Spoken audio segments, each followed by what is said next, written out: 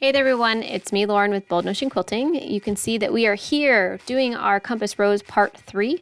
I'm working on filling in the space between the different northeast, northwest, southeast, southwest star points because I'm going to do a wind style design all around the compass rose, and I wanted to minimize where that wind was going to have to come in and come out of the different areas of the compass rose. And to make my life easy, I'm utilizing some of the circle spaces that I drew initially on this blue fabric with my blue water-soluble marker. That's my favorite tool to use to make these lines as kind of cohesive as possible.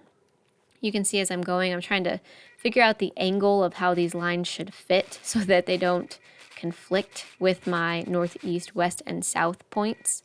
I'm tying off my threads for each section as I go, and I'm clipping them. I'm starting off in the middle, and I'm going all the way to the edge of that circle that I've mapped out that's in line with the northeast, northwest, southeast, southwest star points so that it makes it look like that circular pattern is complete from star point to star point on the inner portion of the compass rose. From there, I'm taking those lines and I'm alternating with different size lines and different but similar widths between each one of those varying lines.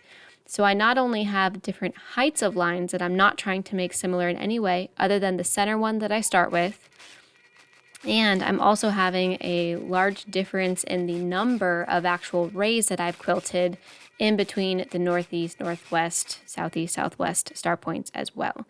So if you counted all the lines that were there, I'd have a different amount, and they'd all have varying heights that are not the same, but are close enough, essentially. So it's just kind of my way of scapegoating the system and making your eye think that it all looks the way that it should be, because I intentionally made everything not the same.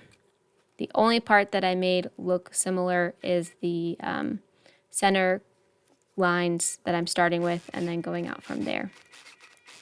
After I do this, I'm going to branch off and do a circular overlay just to close up that compass rose.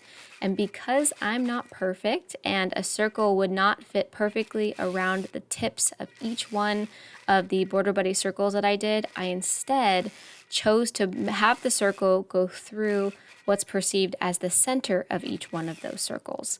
So that allowed me to get a more symmetrical looking design. Even if it's off by a stitch or two, I don't have to worry about it matching up perfectly with the tips of the circles. Thank you guys for watching. Please like and subscribe, and check out the Bold Notion Quilting YouTube channel for more tips, tricks, and tools of the trade for all your free motion quilting needs. Happy quilting, y'all. Bye.